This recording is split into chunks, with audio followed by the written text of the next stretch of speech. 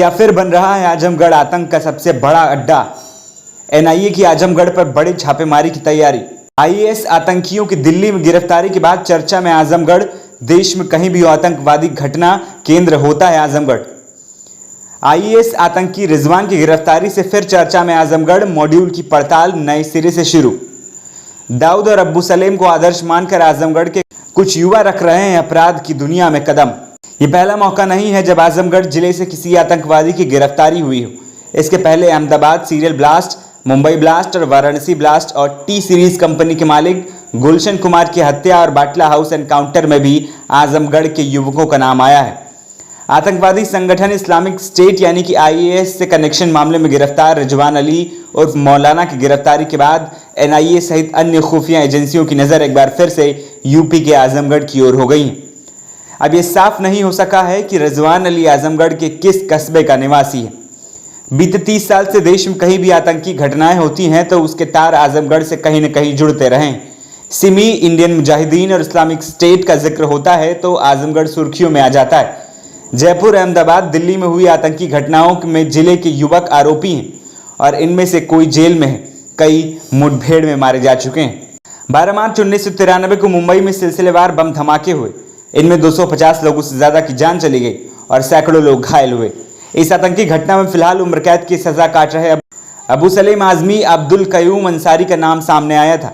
अबू सलेम आजमगढ़ के सराय मीर का रहने वाला है। आजमगढ़ के बुजुर्ग बताते हैं कि मुंबई जाकर अब्बू सलेम देश विरोधी ताकतों की संगत में आ गया और अंडरवर्ल्ड डॉन दाऊद इब्राहिम का करीबी बन गया।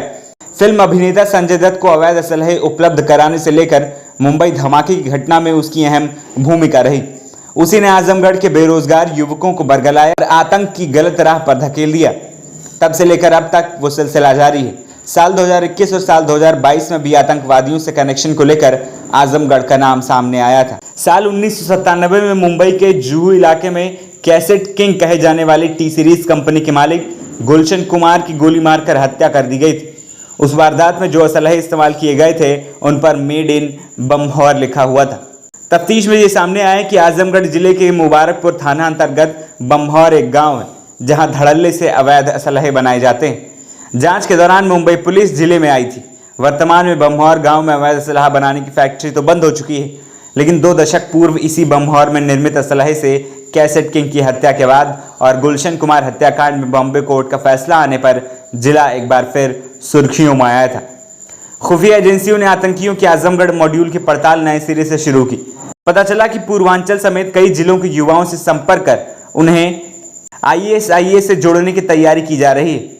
इसके मद्देनजर खुफिया एजेंसियां बेहद सतर्क हैं। उनके निर्देश पर नेपाल सीमा पर भी चौकसी बढ़ा दी गई। खासतौर पर आजमगढ़ और गोरखपुर से नेपाल जाने वाले लोगों पर कड़ी नजर रखी जा रही है। एनआईए की तरफ से घोषित 10-10 लाख के 6 फरार आतंकी आजमगढ़ निवासी।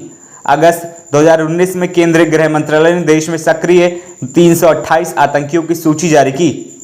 इनमें आजमगढ़ जिले के 6 से अधिक संदिग्धों के नाम शामिल हैं। गृह मंत्रालय की तरफ से जारी किए गए आतंकियों की सूची में आजमगढ़ के रहने वाले डॉक्टर शहनवाज, बड़ा साजिद, मोहम्मद खालिद, मिर्जा, एहतशाम बेग, वासिद बिल्ली, शादाबा आदि का नाम शामिल है। ये सभी संदिग्ध दिल्ली में हुए बाटला एनकाउंटर के बाद से ही फरार है। कवि साहित्य की दिग्गज हस्तियों शिबली नेमामी, अयोध्या सिंह उपाध्याय, हरिऔध और कैफी आजमी की जन्मस्थली के रूप में मशहूर आजमगढ़ साल 2008 के बाद अहमदाबाद सिलसिलेवार बम धमाके मामले में अदालत के फैसले के बाद से आतंकी कनेक्शन के ठप्पे से जूझ रहा है। आजमगढ़ के निवासी इस पर नाराजगी जताते हुए कहते हैं कि इस कलंक ने युवाओं के विकास की संभावनाओं को बाधित किया है। साल 2008 के अहमदाबाद सिलसिलेवार बम धमाके मामले में जिले के 5 लोगों को मौत की सजा और 1 को उम्र कैद की सजा सुनाई गई थी।